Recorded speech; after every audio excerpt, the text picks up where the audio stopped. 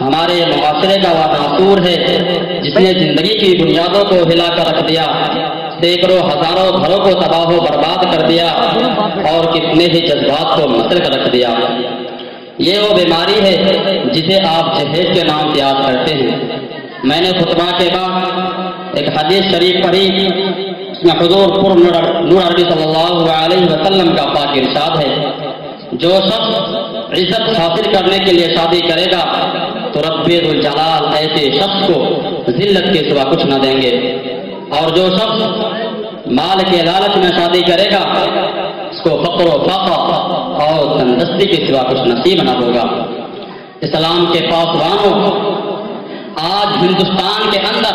اور خاص طور سے ہمارے معاشرے میں جہیز ایک ایسا ناصور بن گیا ہے جو ایٹمی ہتھیار سے زیادہ خطرناک اور مہلک ثابت ہوتا جا رہا ہے۔ اس منحوس جہیز کی بنیاد پر روز مرہ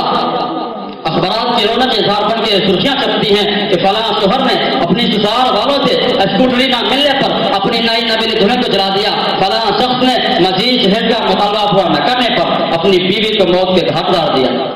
عجب ماجرا ہے حضرات دیکھیے، عجب ماجرا ہے حضرات دیکھیے، داماد مانگتا ہے خیرات دیکھیے۔ پیارے دوستو، اخبارات کی سرخیاں ابھی غیر قوموں ہی کے بارے میں نظر آتی تھی، مگر افسوس تک افسوس کہ رفتہ رفتہ ہمارے اسلامی معاشرے کے اندر بھی یہ وبا پھیل چکی ہے۔ آج اخبارات کے اندر جہیز کے لیے بھینٹ چڑھنے والی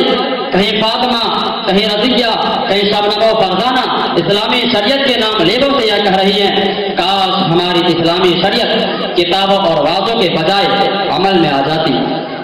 پیارے دوستوں اور اسلام کے نوجوانوں، عورت رب ذوالجلال کے جانب سے عطا کردہ حسین تحفہ ہے جس نے انسانی زندگی کو رعنائی بخشی۔ اسی عورت کے دم سے نظاروں میں خوبصورتی پیدا ہوئی، اسی معصوم کلی نے حضرت آدم علیہ السلام کی زندگی سے خوف و وحشت کو دور کیا۔ مگر ان تمام باتوں کے باوجود ظلم و ستم کے تاریخ شاہد ہے کہ اس دارے پانی میں جتنے مظالم برپا ہوئے ہیں ان میں زیادہ تر صنف نازک پر ہی کیے گئے ہیں۔ اس بے رحم سماج نے عورت کو جس نظر سے دیکھا ہے وہ نہایت قابل مذمت ہے۔ تاریخ عالم ان دردناک واقعہ سے بھری پڑی ہے کہ کبھی حضرت مریم کو دنیا والوں نے محتم کر کے جنگلوں کے خاک کھانے پر مجبور کیا، کبھی نمرود نے اپنی بیٹی کو ایمان لانے کی پاداش میں آگ میں ڈالا، تو کبھی عرب کے جاہل معاشرے نے لڑکیوں کی پیدائش کو اس قدر محفوظ تصور کیا کہ ان کو پیدا ہوتے ہی زندہ درگور کر دیا جاتا تھا۔ محترم حضرات، آج بھی ان معصوم دوشیزوں پر ظلم و ستم کے پہاڑ توڑے جا رہے ہیں، جبر و تشدد کی خاردار جھاڑیاں ان کے راہ میں حائل ہے۔ آج بھی ان عورتوں کے ارمانوں کا خون کیا جا رہا ہے۔ غریب گھرانے کے بچوں پر خدا کی زمین اپنی عزت اور کشادگی کے باوجود تنگ ہو رہی ہے۔ ساری دنیا پر یہ بات روزے روشن کی طرح آیا ہے کہ جس گھر میں لڑکی جوانی کی دہلیز پر قدم رکھتی ہے اسی وقت سے والدین کی نیند حرام ہو جاتی ہے۔ زندگی کا ہر لمحہ سانپ بن کر ٹسے لگتا ہے۔ ایک طرف لڑکی کی اٹھتی ہوئی جوانی ہوتی ہے تو دوسری طرف جنسی گھڑیوں کی اٹھتی ہوئی نگاہیں ہوتی ہے تو تیسری طرف پڑوسی کی چہری گویاں ہوتی ہیں۔ والدین اس گلاب کے پھول کو سجانے کے لیے جب کسی لڑکے کی تلاش کرتے ہیں جہیز کے مطالبات ان کے ارادوں کو وہی بسمار کر دیتے ہیں۔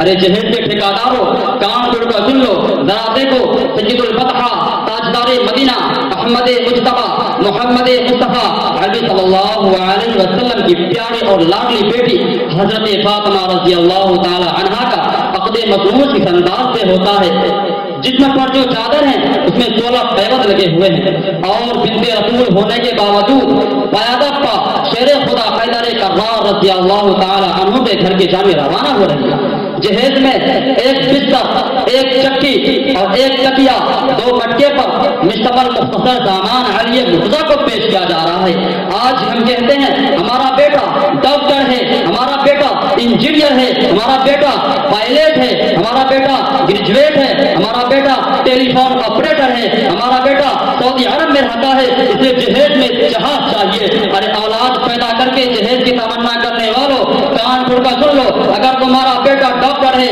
تو حضرت علی امیر المومنین تھے، اگر تمہارا بیٹا انجینئر ہے تو حضرت علی مجاہد تھے، اگر تمہارا بیٹا پائلٹ حضرت علی خلیفہ رسول تھے، اگر تمہارا بیٹا گریجویٹ ہے تو حضرت علی اسد اللہ تھے، اگر تمہارا بیٹا ٹیلی فون آپریٹر ہے تو حضرت علی فاتح خیبر تھے،